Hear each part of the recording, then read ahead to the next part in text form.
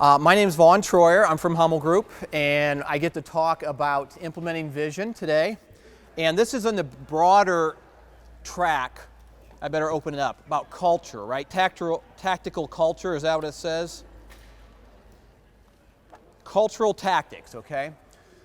And let me give you just a little bit of background before I do that. Let's see if this is going.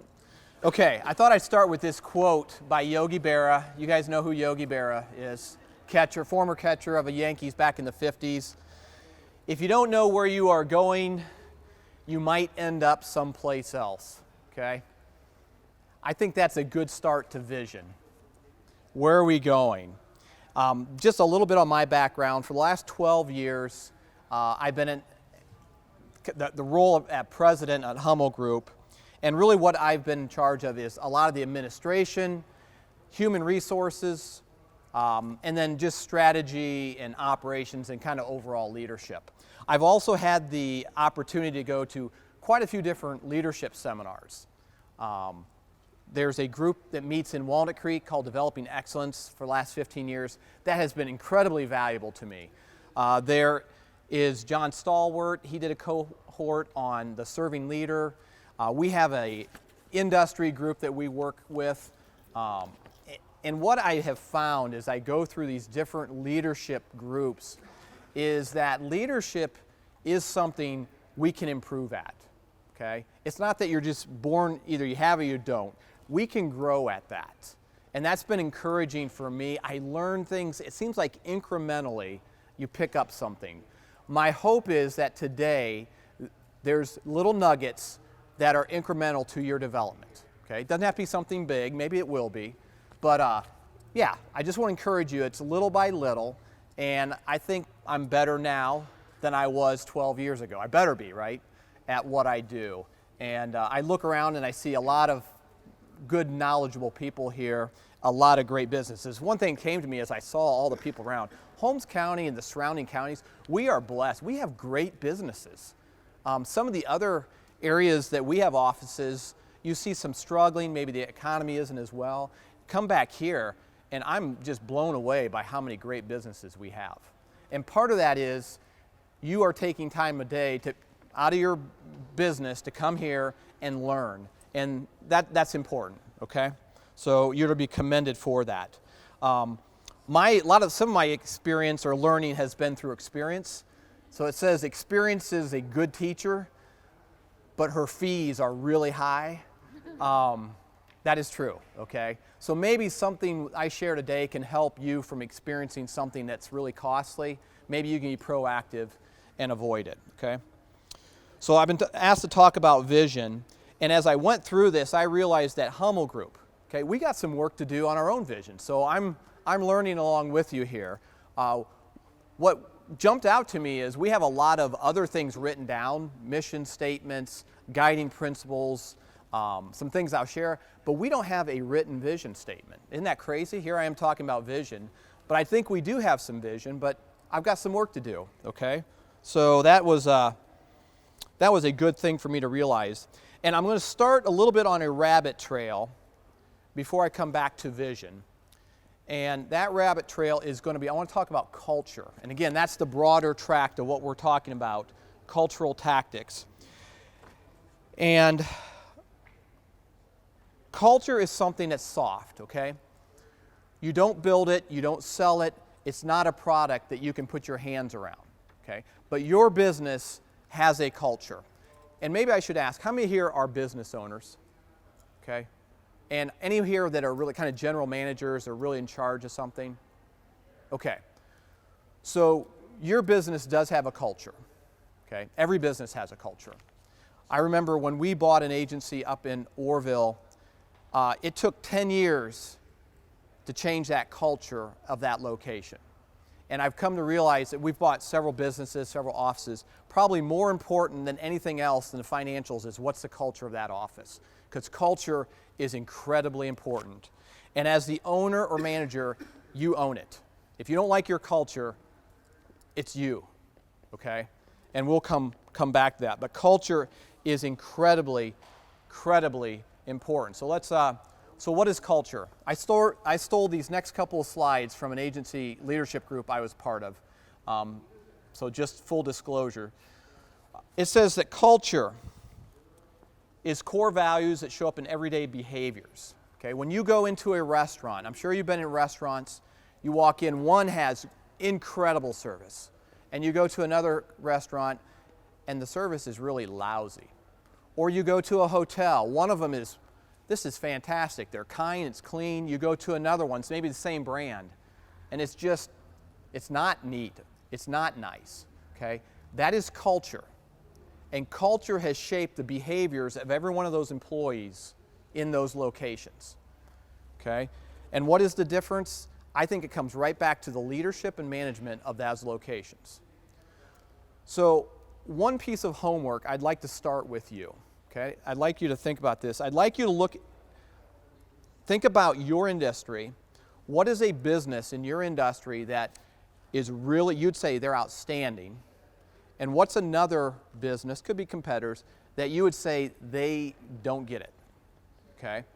And I'd like you to write down, think about this as we come away from today. What's the difference? Why? Maybe it's a product, but it may not be a product. Why the difference? That is getting down to the culture, and that's what you guys are going to also then have to think about your own business, is what is our culture, okay? And if I can emphasize this over and over and over, is that you as a business owner, you must focus on what your culture is. Okay, I know it's a soft thing. You have to think about it. And we'll come back to this. But why is again so important? Peter Drucker is attributed with saying that culture eats strategy for breakfast. Okay? It's not always about your strategy. It is not always about your product. That's all important. But what is your culture? Okay? So let's define culture just a little bit. Culture is it equals behaviors. It's learned. And it requires people to adopt a set of behaviors. Okay? So that's how they define culture. And I think that's a pretty good definition or points there. It's learned and it's behaviors. Okay? So what's a strong culture? When your staff responds to your leadership and they align with your values. Okay? That's a strong culture. It embodies, and this is where we're getting into vision. It embodies values, visions, behaviors, priorities. Okay? Now I want to emphasize something that a strong culture, I don't always mean it's a good culture. Okay? You can have a very strong bad culture. And a bad culture, the people will align with the leadership because of its bad, okay? So if you're getting bad results and you don't like your culture, again, look in the mirror. It's on you, okay? It is on you. So I'd like to, as we transition kind of from this cultural track, I hope you guys understand. A couple words jump out there. Behaviors. I hope that jumped out to you. Behaviors, okay? That's going to come back into vision. So some questions for you, and we're going to take just a little bit of time here because I want you to write this down. I want you to, especially if you're the business owner, why are you in business? And why did you start? Okay? These could be different. If you're a brand new business, they're probably the same reason. So I want to take just a minute or two. I want you to focus on that and write those answers down. Okay? Why are you in your business, or why did you start?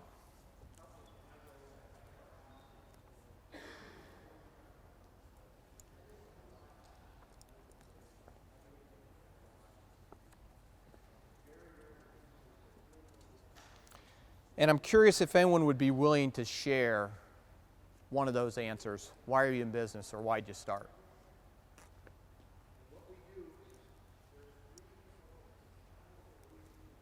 Anyone? Go ahead, Jerry.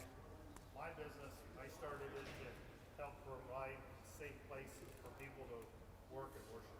Okay. Okay.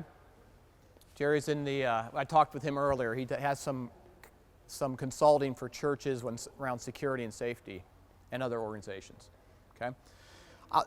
Hummel Insurance started in 1957 in Berlin, and the reason it started was Paul Hummel was a pastor. They did not get much support financially. It was bivocational. So he always says, I got into insurance to support my preaching habit. Okay? That's different. That's not why we're in business today. Okay? So it can change over time. Vision, purpose can change over time. That's just the natural evolution of it. So let's talk a little bit to define what vision is. And this gets a little bit confusing to me because sometimes mission statement, vision statement, they kind of blur together. So a mission statement, I think, really defines what you do. Okay? What you do, not necessarily the why, but it could be objectives, its approach. So I'm going to share just with Hummel, our mission statement is helping clients identify and manage risk through insurance financial strategies. Okay? That's our mission statement. It's really what we do, and it keeps us focused on how then we go about it. Okay? Vision really is more of what's the future? What do you want your business to look like? Okay? Again, it gets confusing, but they are two different things. And again, I realize that we do not have a written vision statement at Hummel. It's one of the things I want to come back away from this and say, let's put this in writing. Okay? So I'm going to go through this exercise with you. How many here have vision statements? Got one? Two? How many have mission statements written? Okay, I see a few more hands. Okay. So good. This is a relevant topic. Okay. I would say, I'm going to go out on a limb here. I got a couple people from my office. Our vision statement, kind of the thing we talk about, again, not in writing, needs some work, is we want to be, and sometimes vision statements can sound arrogant, okay? And I don't mean it that way at all, but what we want to be the premier agency in every location we do business, okay? I want to be the best, the place where people say, if you want it taken care of right, or if you want the best service, go to them. That's really our vision. Now, I don't know if we're there or not, but that's kind of what we're aiming for, okay? So, yeah, it can be a little audacious. Let me go the other difference. So, again, what does vision statement do? Maybe some further definitions. How many of you, a lot of times, will get in your car, or if you're buggy, whatever your mode of transportation, and just start driving? I'm going someplace, okay? That's not usually the way we do it, okay? And our business, our home lives, our church lives, okay, a vision statement is kind of that North Star. It can point us to this is what we're trying to become. This is what we're trying to achieve. Now, this is where it gets back into culture. A vision statement can align actions, okay? It can align actions, behaviors, actions. It's why it's important, okay? So the transition here, let's get a little bit more specific then. I think all that is background to a vision statement, and this, my ideas for implementing vision really is very, I think, practical. It's from my experience just working at Hummel. I'm sure you can go to a lot of books and they'll write volumes on vision, okay? I'm sure you can go to other seminars and they'll give you a 5, 6, 7 point. You can hire consultants. I think it's fairly simple, but oftentimes we just don't do it, okay? So, vision. Let's talk about how do we go about getting a vision statement. I think the first thing we have to do is we have to think, dream, reflect. What do I want my business to be? Okay, that simple. What do I want it to be? Here's where I'm at. What do I want it to be? Maybe it's perfectly aligned. Maybe you're there, and so that's great. It's going to change over time. Okay? Marie here said you just started in November. Okay? That's going to be much different than someone who's been in business for 50-some years. Okay? It's going to be much different. It's going to change if 10 years from now, what she wants her business to be could be different than what it is right now. May not. Okay? We have to get away. We have to think. I am very task-oriented. I find myself getting caught up in this. I do this, and I never stop and step away. And today are times that we do that. We step away, we get away from the day-to-day, we reflect and think. After you do that, I want you to write it down. Okay? Write it down. Has to be in writing. And again, only a couple of us here have it in writing, and I'm not one of them. Okay? So I'm going to write this down. I'm going to talk with and then I'm going to go to our step 3. I'm going to go to our leadership team, and I'm going to review this with them. This is what I came up with. Maybe it's your spouse, maybe it's your business partner, maybe it's your ownership team, whatever it is. Review it with them. It can't just be. There's got to be alignment, right? So it can't just be you. If you're a single sole proprietor, it can be you. One thing I would suggest not doing is I would not go to your staff. I would not go to your employees yet when it comes to forming. And some people may argue, but I think some of their priorities may be different than you as a business owner, where you want this business to go, what you want it to be. Okay? So I'm not a fan of going to employees yet.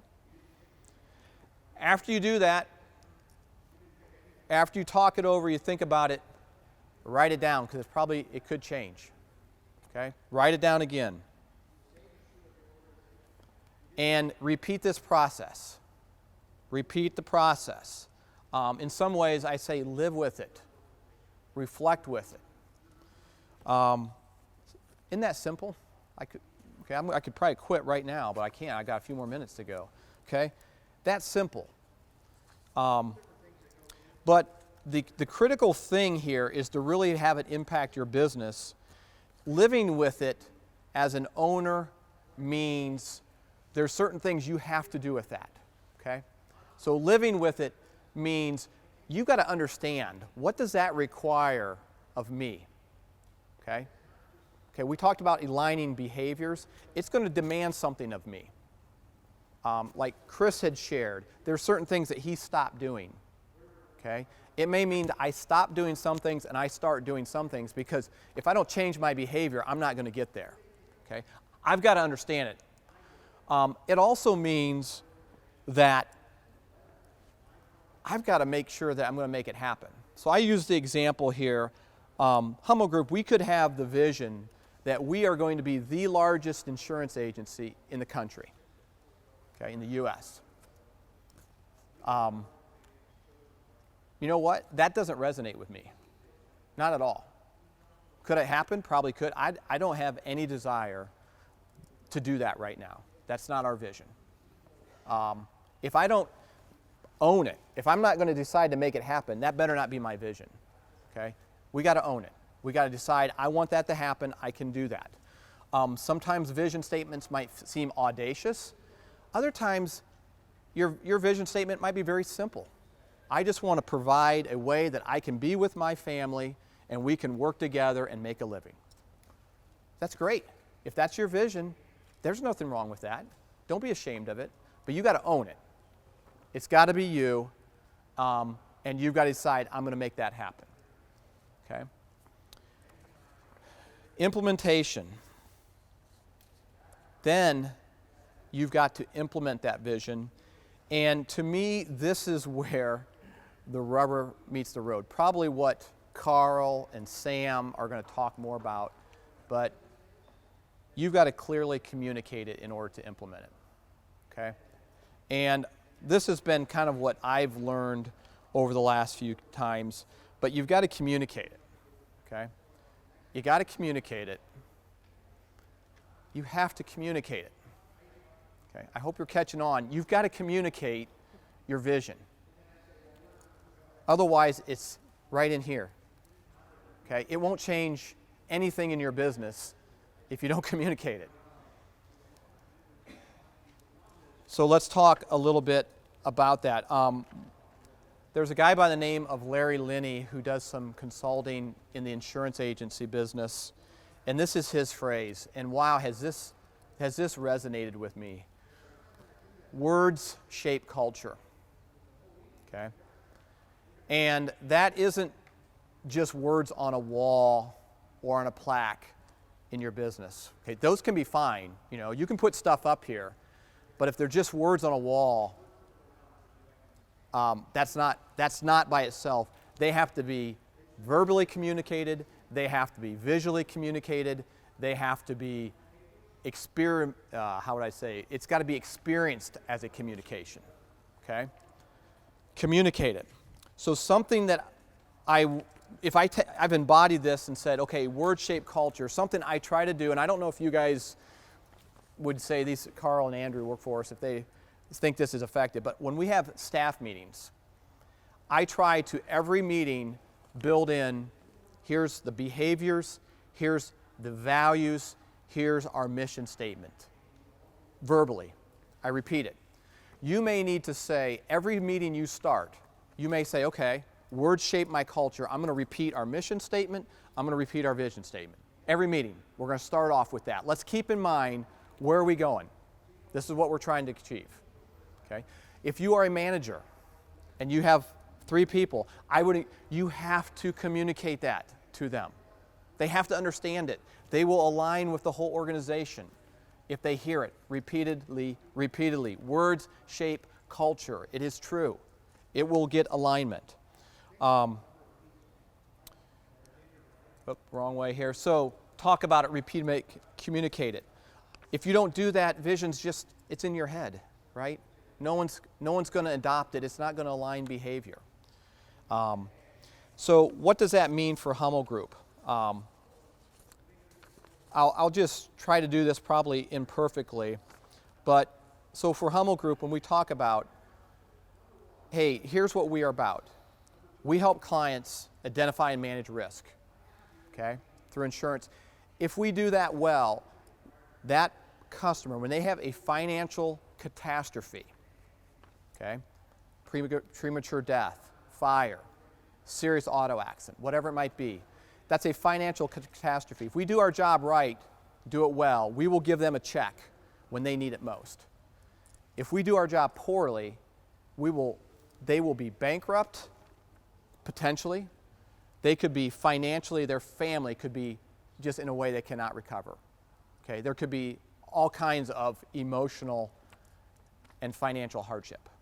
That's important, people, my staff. That's important. We want to do that better than anyone in the area. Better service, better expertise. And what does that mean for you as an employee? That means I hope that when you introduce yourself and you say, I work at Hummel Group, people, they respect you for that. They say, wow, you're part of a great organization. Doing our jobs well, there's going to be financial security. You have a job. Hopefully we pay you well, we provide benefits, and you don't have to worry about whether we're going out of business. Okay? That's what I want our staff to hear from us. I hope they hear that from our managers, because that's communicating why we're in business and what we're trying to achieve vision-wise. Okay? I hope that motivates them and encourages them and shapes their behavior. Okay? How do you do that with your staff? You've got to do that, right? You have to do that. People want a purpose to run to more than I make widgets. And the challenge can be, okay, so like our receptionists, they answer the phone. That's not real glamorous. But I tell them, you're the very first impression every single customer has when they call us or they walk in the door. You have one of the most important jobs. You define the culture, the service of our people. Okay, that's what I mean by communicating it. They've got to own it, and then it shapes behaviors. Okay, but if you don't have as the owner, you're not gonna be able to do that well. Okay. Is there any questions here that I should stop? I got one more slide. Any questions or something? One final way of communicating I'll just share with you that I found helpful is we've got a couple of things that we've created. I call this, originally I called it a brand compass. I think I could also call it a cultural compass, and I think it needs to be updated here. As I went through this preparation, I realized, yeah, it's time to update it. We have this, I review, this is not for outside use. I don't give this to customers, but we give it to our employees. Every new employee, when I sit down with them and talk to them, we go over this. What's on here? We've put, could be your vision statement, could be your mission statement, core values, who your brand is, what is your brand, what's our work environment going to be, who's our ideal client, who's our ideal employee. This is who we are. I want our new employees and existing employees to truly understand this is Hummel Group. And it could be, this is who Hartville Hardware is going to be, right? Whatever your business, this is who we are. Another thing that we started about a year and a half ago, we took time to say this is the Hummel Approach. These are 25 behaviors that define this is the way we want our employees acting, because if you act this way, you will align with the vision and the mission of what we're trying to achieve. Okay? So for example, one of them is act with urgency. I want our employees to act with urgency. Another one is confidentiality. In our business, confidentiality is really important. I would encourage, as you think about your vision statement, okay, I hope you come away from the day, if you don't have one, you sit down and say, let's put it in writing. Because you have one, okay? Everyone's got a vision. It just may not be in writing. I hope you come away from that, you take the time, you wrestle with it, and then think about how do we implement? How do I implement? And perhaps a brand or a cultural compass might be one tool to help you communicate that to your staff, okay? That's everything I have. Are there things that you have done in your business that have been, when you think about implementing that vision or communicate, that have been helpful for you? Or questions that I can try to answer?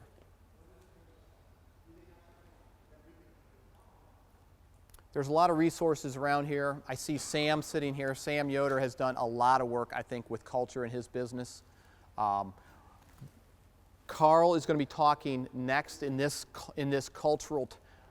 I think actually, I'm going to be a little bit biased, okay? I don't know what all they're talking about. I truly believe the culture of business can be one of the most beneficial impacts on your business.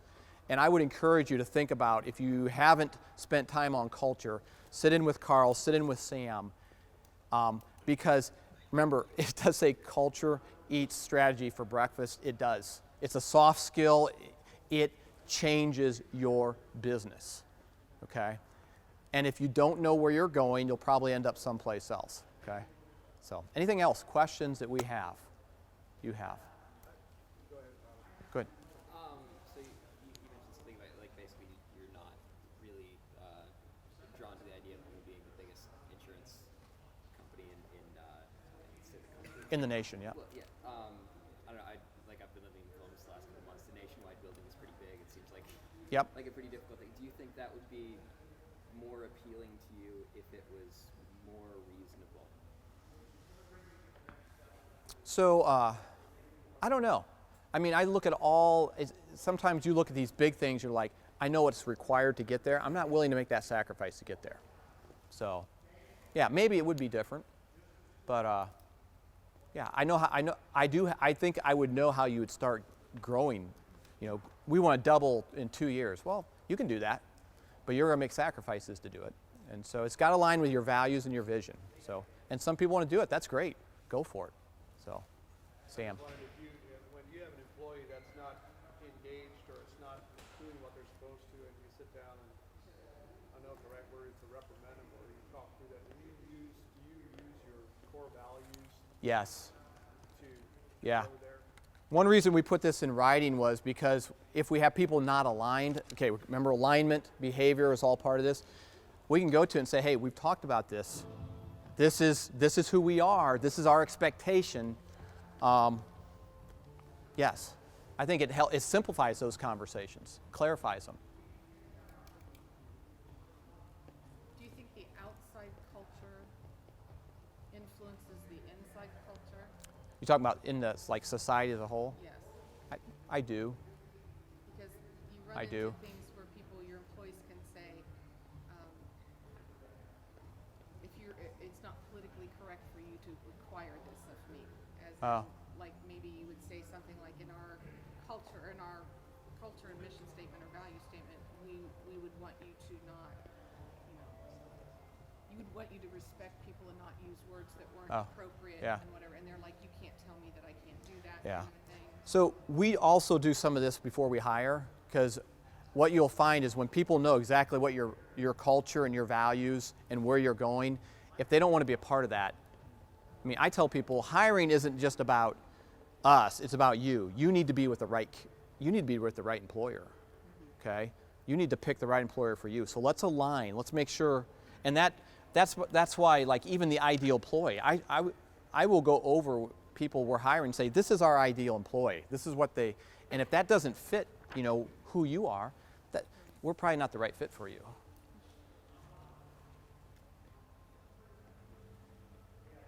Yeah, go ahead. I can get a copy for you, yeah. We don't usually, I mean, it's not for we don't do this for clients. That's not the purpose. But really what's on here, you can pick and choose. So we have on here a guiding principle. I'll share our guiding principle we talk about is a life of significance comes through serving others. Okay, we're a service industry. We better have people who have a heart of service. Okay, we have our mission statement, our core values, a service model, a couple other things here. But if you talk with me afterwards, I'd be glad to get something for you.